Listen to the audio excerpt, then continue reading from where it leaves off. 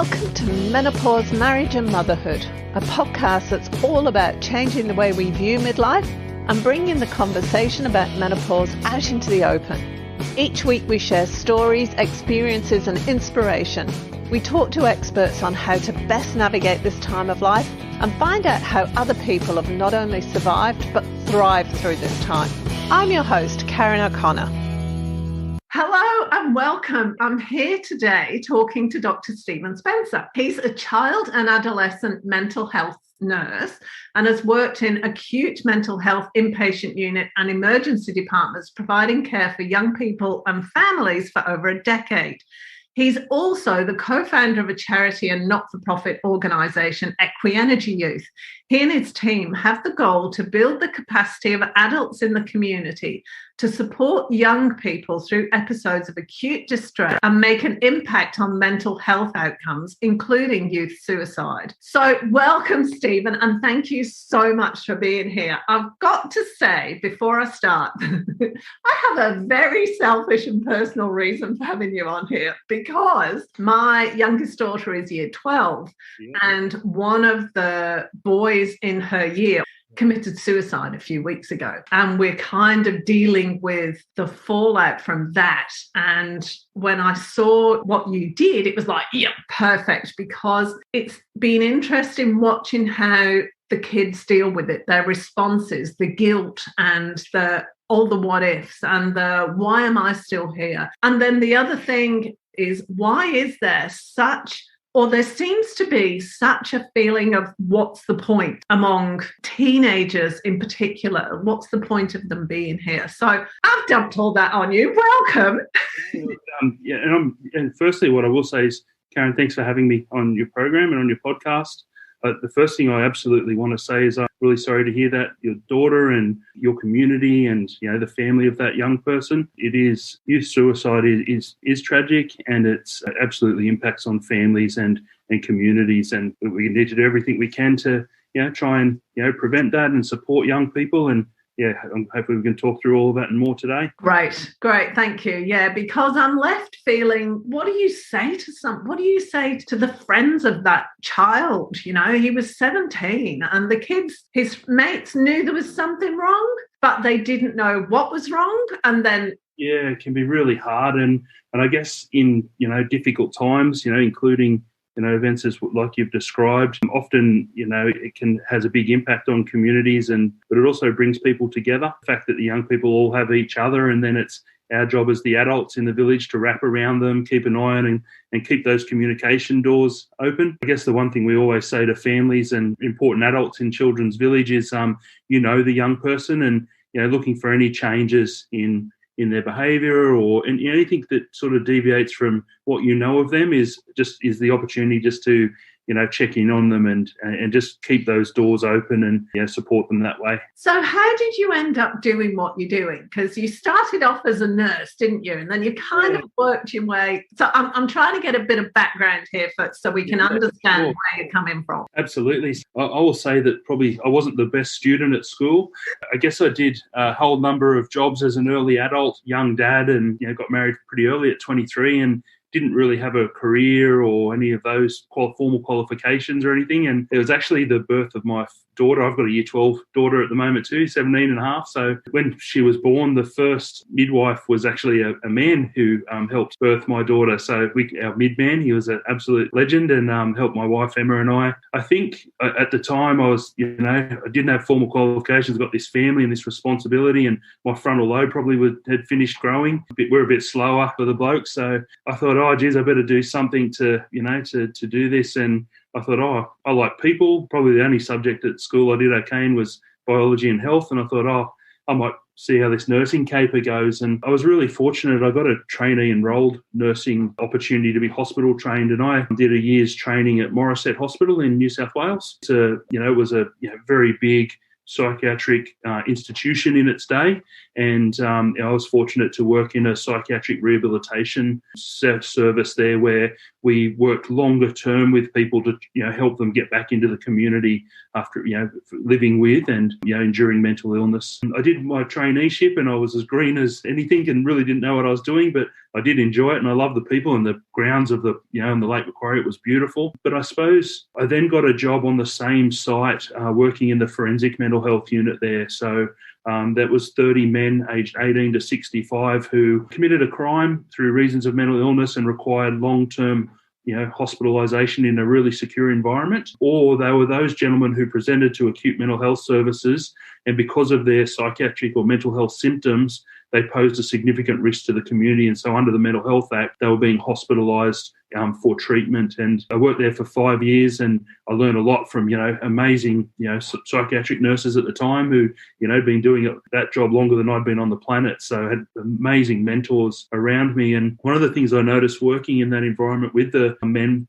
in that space was their really early formative years were lots of challenges, developmental and complex trauma and lots of challenges, parental challenges and just, life, I suppose. And so I decided when I was doing my registered nursing degree, and at the end of that, I thought I'm going to go and work with young people. And since then, I've been working in acute mental health unit for young people, in emergency departments, conducting assessments for young people and families when they present in crisis. I work as a clinical nurse consultant and I completed a PhD really to try and looking at the best responses and interventions. And the reason for that is I wanted to improve my own practice in acute mental health inpatient units. There's a lot of work that's been done on reducing coercive interventions such as physical restraint, chemical sedation and seclusion. I guess in working with young people, using those interventions, they're not helpful in the community and they're traumatizing, but there is no training or anything for the other large part of the work we do. So I did a PhD and I thought, what else can we do? And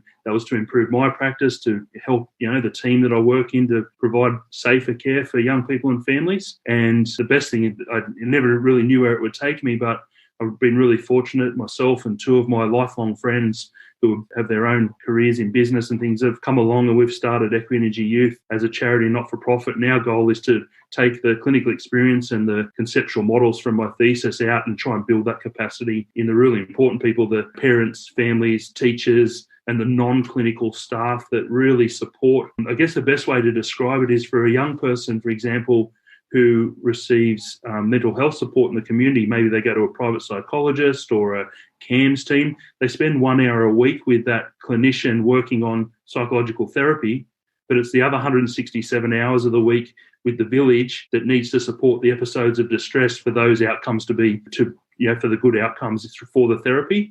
If the village around the child, if that child's experiencing intense and frequent episodes of distress, then we won't get the outcomes we need to see. So we really want to build that capacity in the village because it's everyone's responsibility to come together and improve the mental health for young people. And, some of those really, not very nice stories like you mentioned at the start of this. There's two things that were coming up for me during that. The first one is, how much of an impact does it have that as a society, if somebody is upset or grieving, we tend to go, oh, do you want to be alone while you do that? It's kind of not something that is acceptable out in the open to show grief in our society. And then the other thing is, in teenage years, you've got the double whammy of teenagers are trying to stand on their own 2 feet and they want to break their ties with their parents and prove that they can do this themselves. You kind of got this double whammy of, because I remember when I was in junior school, so I've been about 9, and one of the boys in my class, his mum had been killed. And I remember the teacher coming in, getting the boy, but then it was, I don't know how I remember this, but it was like, oh, do you want to give me 5 minutes? I'll leave you in my office for 5 minutes while you have a think about this. It's like, that's what we do. I mean, that was a long time ago, but I don't think it's much different now. I guess to speak to that, Karen, I guess one of the things, obviously, if a person has a physical health condition, if we see a broken, cast or a physical health, essentially, though, when it comes to psychological distress or feelings or grief or mental health, you can't see it. So it's people then fear, unpredictability and all of those things. And I guess this is stigma in action, really. I think we don't know. I don't think we're open, and I guess there's more acceptance around physical health than mental health for a whole, range of reasons which we can think of. And the biggest thing that sort of comes through is, I think, when a person is in psychological distress, whether it's driven by the symptoms of a mental health condition or grief and loss or interpersonal conflict or whatever it is, I think people are just fearful and afraid. What if I say the wrong thing?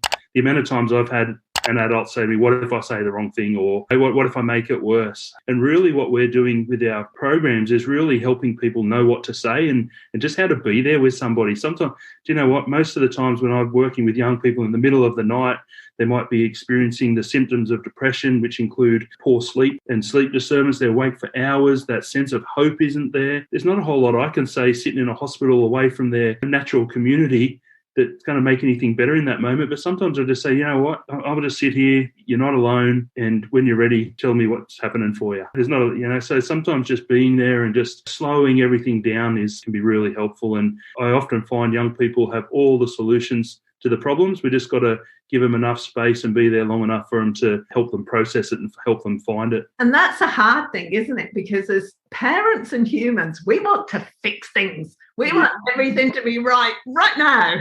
Yeah, we talk about the fix-it training for parents and for professionals as well. And I don't know about you, but when I'm upset or distressed, someone comes in and tells me what I need to do. Generally, that doesn't go so well. And it's funny how we often say to young people through our actions and our words, we expect more from them than what we can actually do as adults. Remembering they are still on the production line of frontal lobes and where, action, consequence and impulse control. And they've still got to live those. The only way we get those synapses is through lived experience and time, So, and I guess that comes back to the point you made before around, you were talking about obviously the development of children and how we, move through the stages of infancy and toddlers and childhood, and they get to those beautiful teenage, adolescent age, and we have early adolescence. We're trying to let the line go a little bit further all the time and build autonomy and independence. We get to middle adolescence where we confuse all children. And we tell them what to grow up and act their age and do as they're told. And, we're giving them mixed messages, and they're also having that internal mixed message of be an individual and move away from the family of origin beliefs and who am I. But at the same time, I need to belong to the group because it's not safe if I don't. So they've got this internal, external, and and not to mention the significant activity at neurodevelopmental level in that period of the lifespan. And then they get to a big transition point coming up to that thing called adulthood. And it's our job as adults in the village to prepare young people for adulthood. And that's really, the things, in my opinion, the best developmental task that we can support children for is building coping and resilience and the positive ways of seeking help, because from that, they'll then be able to learn or whatever it is that they want to chase their dreams on. If we can get them to belong to a group, loneliness and isolation is not helpful. And if we can have them chasing a dream with enough coping and resilience, they'll just go after it. You keep talking about a village because we tend to think of ourselves these days, could be wrong, but might not be, as like the family unit. We're responsible for our family unit and we're not responsible for anything else. And particularly over the last 20 years, where you can get in trouble for doing anything to anybody else's children, disciplining them or even cuddling them or whatever. That has taken a lot, because I remember I grew up in a small village, and I remember it drove me insane because I couldn't go anywhere without my mum and dad finding out, right? Which was very helpful in previous, absolutely. That's a protective factor that children today just do not have, They don't have. And how much of a negative impact, although this is a very subjective question, but how much of a negative impact do you think that is having on? I guess what I will say to that is, and I'm an idealist and a realist, so I have, I put on both of those hats. But I guess one of the things from my observations in the time I've worked with young peoples and families and, we're engaging with schools and other organisations in this space is, and obviously my own experience of growing up, and is that young people's social world has changed significantly. Obviously there is technology and social media, which is really important. We know that a child who can be connected to hundreds or thousands of people online does not get enough of the neurotransmitters to say you've had a social interaction. You have to actually be face-to-face. Face-to-face social engagement with other people, adults and other children, has decreased because of availability of those people and busy, hectic lives and the way contemporary society has moved. Not as much time in nature and all those things potentially, but also with the online. And we learn really crucial social development skills that young people are not getting that previous generations did. So, that's why young people can be, connected in the cyber world, but be very lonely because so we purposely use the village because I think we need to swing back a little bit more. We're very, you talked about, working with, we should all, child protection and all those things are very important. But what's also important, and sometimes I think we don't get the balance there, is what is very important is children need to know that there is a village around them. One of the things a child can't do is conceptualize that there are lots of people thinking about them unless they're in the room. One of the things I notice when I work in the inpatient unit is children come into hospital potentially after making an attempt on their life or a really high episode of distress, self-harm behaviour or something like that. And all of a sudden these adults turn up and are trying to work out how to help them. And they go, oh, look at all these adults. But they didn't think of that when they were in the community in distress because they're not able to think, oh, look at all, you can be thinking about your teenage child, but they don't necessarily think you're thinking about them. So that's something, we've got to show them, demonstrate that to them all the time. And that's how we do it, by showing them there's lots of adults around. I didn't realise that, because I can see that's a missing in teenagers, that they don't think they've got anybody other than their parents. Yeah. Not even, for most kids, aunties or grandparents. It's literally just the parents. But that is actually so important, is it? Extended family, and there is a lot of research and positive impacts of non-parental role models. In teenagehood, children generally aren't going to go and tell their parents the tough questions. But if they've got a non-parental role model who's, trusted by the family, and it can be that person that they can go to with the things they might not want to be able to talk to with their parents. We've specifically and purposefully done that for our own children. And my daughter has jokes about her bestie, which is the same, which is my wife's friend, and we've purposely put those people, and I'd like to think that I do that for a number of my friends' children as well, and really, it is significant, really important. It's really important as well for, especially because family structures have changed over the years. We really need to support all families, no matter what they look like. So it's really important we all need to help each other to help the kids.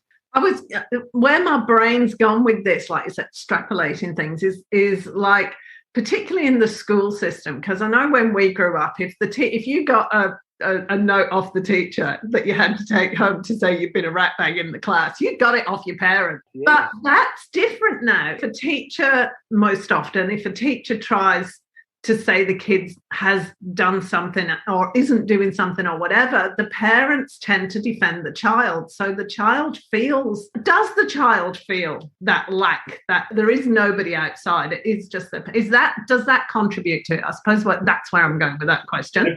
I guess one of the things that I think that instills in a young person is, I think we have moved towards, for a long time, and the reason I believe coping and resilience skills aren't as developed nowadays as they once were for children, is we smooth the path for them. We don't want them to experience disappointment, distress, frustration, any of the, there's lots of terminology, helicoptering and all those things.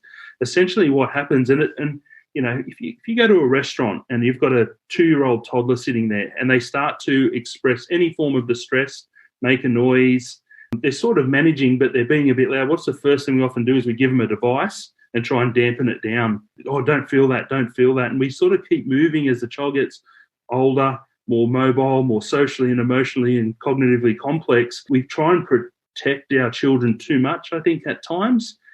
There are times probably where we need to protect them more. For some children, we need to really find that balance. But I think every time a child experiences those not so nice feelings and the thoughts that go with it and the experiences of life, and they dig into their toolkit of coping resilience and manage it themselves, they build up their coping and resilience. And that's the autonomy and the that's where self-discipline and emotional regulation occurs. But if we come in and rob a child of an opportunity to build those mind muscles called coping and resilience because of our own distress or what it means to us, we're actually doing them a disservice. And if you do that from a very young age, often what you'll have is, I'll be working with a child who's 15, 16 years old whose levels of anxiety are so high that they don't have the toolkit to manage the stresses that life have. So it's kind of the equivalent, going back again to what you said earlier. We take care of their physical well-being. We make sure they develop hand-eye coordination and ball skills and climbing skills, whatever else. Sleep hygiene But we don't do the same thing for their mental abilities and emotional abilities. It's that hidden thing, isn't it? Absolutely, yeah. And what we're trying to do is, just help parents and other professionals who work with, who it's a privilege to work with other people's children. And so, as a professional, it's our job to all contribute to the child to help them to develop those skills and become the person that individual that they are. So, how do we do it? So, if you've got a teenager that is depressed, anxious, feeling hopeless, even self-harming, as parents, what can we do to support them? Yeah, absolutely. So the first thing is, if you have a child where you believe there is the symptoms of a mental health condition. So I guess one of the things we first talk about in our program with parents especially is that we all have a level of mental health. Mental health is just one of the subdomains: physical health, mental health, social, spiritual, all of those, they're subdomains of our global level of health. I think if we probably polled, 100 or 1,000 Australians and we said, what does mental health mean to you? We probably think illness and disability. It's also wellness and at the prevention level, primary prevention level. So I think we skew towards risk aversion and mental health. I think the terminology around mental health immediately makes us think of disease and illness. One of the things we try and talk to people about is mental health. Everyone has it and it's everyone's business. There are mental health illnesses and disorders that have set symptom profiles like diabetes. Sometimes I like ice cream and my blood sugar goes up. That doesn't mean I have diabetes. I sometimes, go for a swim and get out of breath, but doesn't mean I have asthma. Do you know what I mean? They are two different things. And that's and then the last thing that we try and say is whether a young person or any of us have a mental illness or disorder or not, we all experience psychological distress because it's part of the human experience. Getting upset, flipping your lid and all that sort of stuff. When I'm sure if I said your husband came in or, someone loved you today came in and said that thing that annoyed you, you'd get upset. And that's just a normal, natural thing to do. So we really do want to differentiate that. And so if we're working with, just the general population, what we want to try and do is support young people's coping and resilience skills and identify the point at which they can't cope anymore. And then we engage with them and support them. And then once they're doing okay, we can then disengage and let them be. The last thing we want to do is hover over them then, because they usually tell us I'm fine now, go away, and so they've come back down, but we're still resonating up pretty high because it is challenging to work with young people, any person in distress, for fear and all those things. The other thing that I guess that I would talk to is for any parent out there or working who has a child and they believe there is a mental health disorder, obviously professionals who can provide assessment and treatment, is absolutely really important. And, having those health services and other services around to help you with your role as the parent or family is really important. So if we have a child who has, let's say they are living with depression and they're receiving, going to a private psychologist or something like that and getting treatment, what parents can do is, what they can do is help the school to do this as well. When families and schools come together, we get the best outcomes. So when we have consistency across all different settings for a child, where they know that the adults around them can support them if they get distressed. So even working in an acute inpatient unit, I work with young people with a range of mental health diagnoses. But whether I'm working with a child with a depressive illness, a psychotic illness, significant eating disorder, or any of those, it doesn't really matter what the diagnosis is. I'm just working on the distress. It's a manifest. Sometimes young people where I work, they get upset, but it's got nothing to do with the symptoms of their illness. Maybe it's because they got a phone call, they didn't get a call from their friend or something like that. So in any moment, all we need to be able to do is identify, is a child coping or not? And what we do is coach people to identify what that is for each individual child they have. You've got a number of children. You'd be able to tell me what they look like and what are the signs when they're coping, which is when you give them the space and keep an eye on them.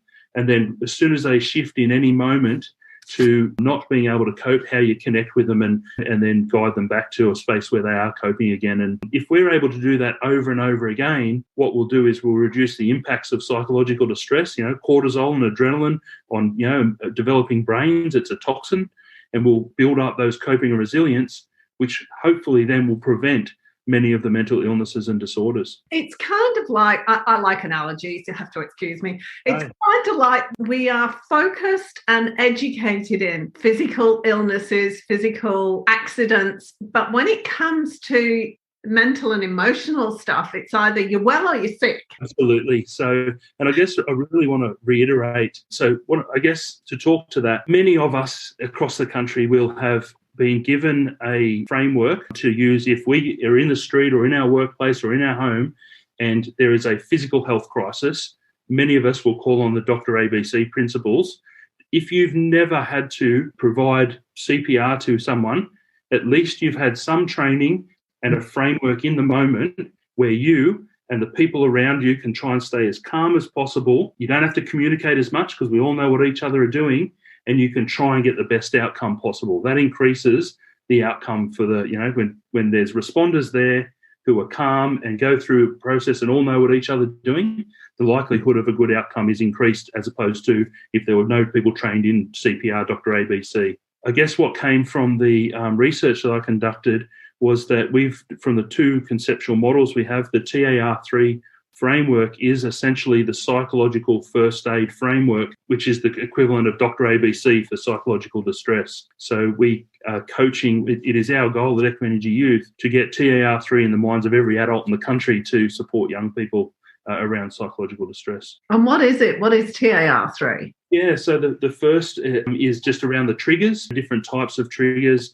And essentially these are just the things, as the child's on their roller coaster of life, there are things that come up that will start an episode of distress. Yeah, and those triggers will occur in a context wherever that child is in time, place and space, at home, at school or at a friend's house or in public, wherever they are in the physical environment and everything that's happening, in our complex world. One or a combination of those triggers will start an episode of distress. The A is for actions. So what the child will do, either consciously or subconsciously, they will dig into their toolkit that they've already got, that we've been helping them develop, and try and cope with it using their distraction, sensory or mindfulness strategies that we've been, building since toddlership. So they try and do that. If they're able to do that themselves, they build their own coping resilience. And children across the country do that every day. I was at work yesterday in the hospital. There would have been a child do that and no adult knew about it.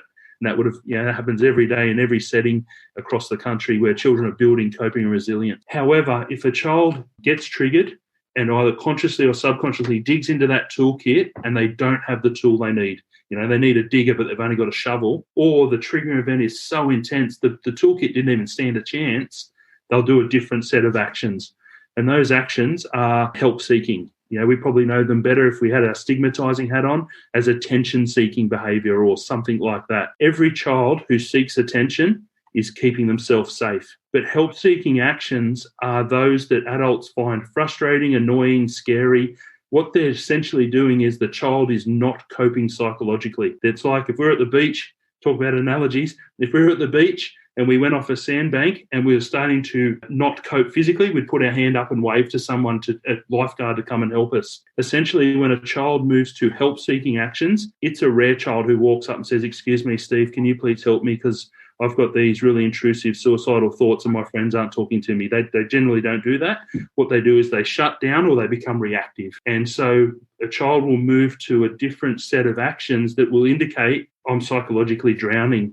And so the R is the first part of the adult, is to respond to that. So we recognise a child has moved from coping to not coping. They're help-seeking in unhelpful ways, annoying, frustrating, all those things. What we then do is we respond to that. Our response is what we say and do to make a connection with the child in that moment. We just do our best. Good old attachment theory says you've got to be good enough, just good enough. And I've got a big foot and a big mouth and I don't always get it right. And, I always say to adults, you can never say the wrong thing with good intention. So what we do is we just try and use our body language, our tone, our proximity, I'm a fairly big unit, so I get down low and try and get eye to eye and all that. And all I'm trying to do is use who I am, what we call therapeutic use of self, to connect with the child. And it's like throwing out bait. You throw it out there, and you're trying to get a connection with the child. So that's your response. When we respond to a child in distress who's not coping, what happens is we immediately start an interaction. So what we get is a reaction, which is the second R in the TAR3. A child, based on your initial response, will either accept you or reject you. They will do something, say something to indicate either the connection's been made, I accept your support. A child can only accept support when I've done a good enough response, and they're in the space to accept it. There are lots of children where I do my gold standard response, but you know what? Just in that moment, they're not able to accept it for whatever reason. Think of the child who's feeling hopeless or feel like they're a burden to others, which are actually symptoms of anxiety and depression, for example. If I do my response and I get the opposite reaction, which is rejection, what the child's saying is that connection hasn't been made. Either they're not quite in the space or I didn't quite get it right. Obviously, the more you know the child, the easier it is to do this sometimes. So what happens is the child will do something to reject you. They'll ignore you, turn away, run away, tell you to swear at you and tell you to make love and travel or do something like that. And so what they do is they're saying, hey, this connection hasn't been made. If I've been rejected by a child and I move straight to fix-it mode and suggest the intervention like sensory mindfulness or distraction technique, which we're trying to guide them to, without the connection, I've invalidated them. It's like, I don't know if any of you are listeners, but you came home from work and said to your partner, I've had a really tough day. And they go, what you need to do is, quit on Monday and do this and this.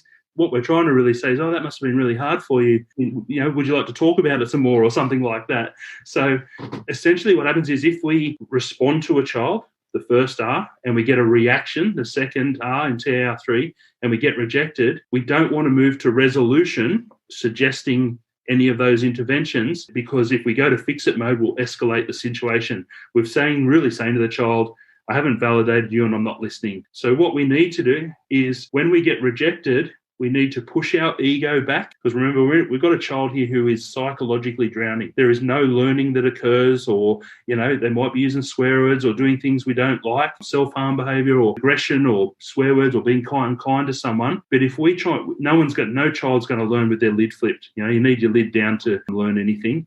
And so what we need to do is we push the ego back, we take a big deep breath and we ground ourselves, just like the lifeguards always ground themselves to save us at the beach. And we try again. And sometimes we might get rejected over and over again until eventually either the child accepts us or the distress runs out of steam. And so if a child accepts and we offer the suggestions, let's go for a walk, let's play with the dog, let's do some cooking, let's read a book, let's have a warm shower or go for a punching bag or whatever it is that they love to do, help how we do that through the connection we've made once we've been accepted. If we are with a young person who rejects us continually, and this has happened to me thousands of times, they continually reject us and we never make the connection, but the distress runs out of steam because you can't stay upset forever. What will happen is eventually they won't need you anyway, but they know you're one of those adults who can stick it out with them and be a calm, effective responder. And they're more likely to do the not so helpful behaviour in front of you next time because they know you're a safe person. How do you create, who are you being when you create that connection with them? Just yourself. Yeah, the only tool we have, if I think of the tool of a mental health nurse, it's that therapeutic use of self, just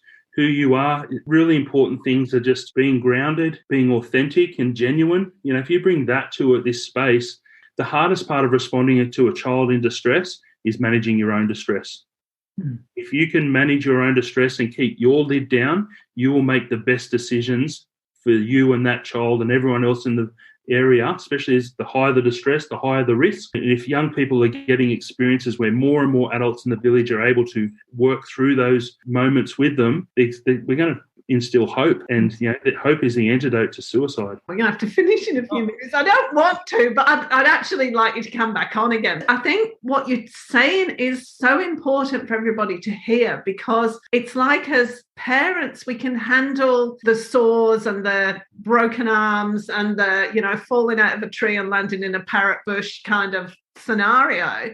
But the emotional thing is much more difficult for us as parents to cope with. We don't have the tools necessarily to deal with some stroppy teenager who's smashing the bedroom up, or, you know. I must say here, it's always easier to nurse other people's children than your own. Okay, so, and because we love our own children a lot, we care about all children, but we love our own. I guess what I'd say to that is what you're describing there, and this is probably most relevant in my line of work for families and parents and carers who have young people who engage in self-harm behaviour. And often what we do is, again, I think we're able to keep our logical brains on if we relate it to physical health. So, there are young people who engage in self-harm behaviour, and self-harming can be non-suicidal or non-life-threatening. It can also be life-threatening, but there is a big difference between the two. And and I guess what we often say to families who have young people who engage in self-harm behaviour, like cutting, for example, is if your child fell off their bike and they had a scratch or a bruise, and what's the first thing you do when your child falls off the bike? Oh, darling, that must have been really scary. And sometimes the first thing you do is you make an assessment of the wound. It's a little graze. You go, oh, you'll be right, off you go. Yep, okay. You've done the assessment and you've given the child the message that this is all okay. Go back and play. If it's a little bit more, it might be, oh, okay, yeah, that's really hurt. This one probably needs a Band-Aid because there might be a little bit of... If it's hit a major artery or something like that, you absolutely need to, we'd call an ambulance, apply pressure and call an ambulance. We know how to do that as parents. The same thing happens when we work with young people around self-harm. The only difference is the mechanism of injury. And so it is scary and, it can be really overwhelming and those things, but what we want to do firstly is if we have a young person who's with us in the moment and they've either come to us because they have self-harmed or they're doing it, we can see that they are, what we do is we take a big deep breath, ground us, and we respond. We assess the wound. If it's non-life-threatening, we go through the same process for physical first aid, but provide the psychological TAR3 alongside it. If it's life-threatening, we would apply the first aid and call emergency services and all those people out there who support families to keep children safe. And so we do know how to do this. The hardest part, as I said before, is managing your own distress. And what we do is we get the job done and we keep people safe and we help them. And then later when they're in the space, we can talk to them about it. Or if there might be other people in our village who can help talk if they're not able to do it with us. Yeah, it's interesting. I always get cross when I hear news reports, oh, such a body ran out in front of the train and was killed, but the train driver was uninjured. That person is never going to be the same again. It's kind of like we just don't understand and we don't have the training. And that's what this is all about, isn't it? It's about giving us training to support. 100%. And one of the really important things and something that we're continually thinking about how we can do this at Equenergy Youth, and that is safe adults, safe kids. And so if I think of the line of work that I work in, or if you're in emergency services or schools, and for families and parents as well at different times, the vicarious or the actual trauma of some of the experiences, we need to look after each other and work together and come together and look after each other so we can all look after the little buddies out there that we are in the village for. Just really briefly, what do you think is the cause behind the kids feeling hopeless? The best answer I can have to say to that is we should ask them. And it will be indifferent but I guess in the work, I work with young people in, the most acute service of service delivery for mental health and, emergency departments in an acute inpatient unit. And there are lots of challenges out there for some young people. Life can be really challenging and, through experiences and all of those things. I think what we do know is that Mission Australia do a Youth of a Nation survey every year. And the most recent one, they list their top 5 things that they're most worried about. And interestingly, in our parent program, we ask families what they think are the biggest things that contribute to hopelessness, mental health, and it's always social media, bullying, blah, blah, blah. And it goes down in those orders. And interestingly, those things for young people are right down the bottom. What they say is coping with stress. So what they're saying to us there is, life is stressful and my toolkit's not big enough, which is why we're focusing here on really getting the village to help a child build that experience distress and not shelter them too much, and shelter them when they need it. That's what the TAR3 is about. The next thing they do is they say school and study is the second thing. Body image, off the top of my head, I know there's the top 5: body image, family, and I think mental health is in that space. So, that's 25,000 young people in Australia who've told us what they think is contributing. Obviously we've got things like, obviously the young people today are really conscious of the environment.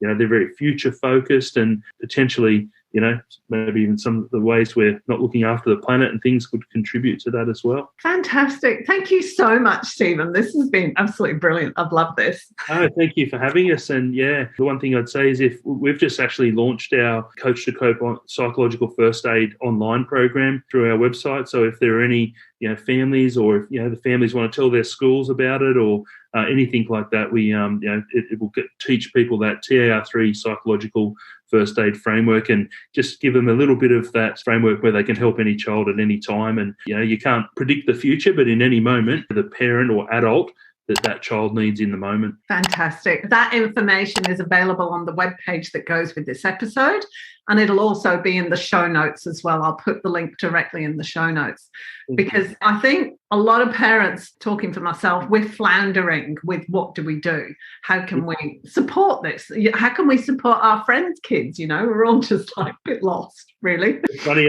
just don't know what to do was one of the themes of thesis, just don't know what to do. And the amount of times I've heard that in my own head, from my colleagues or from parents. And, we really hope, as I said before, we hope TR3 just allows the adult to understand what might be happening, ground themselves, and just, be able to get that outcome and connect with that child in the moment. Fantastic. Thank you so much. Thanks, Stephen. You're welcome. Thanks. Great to meet you, and happy to do this again.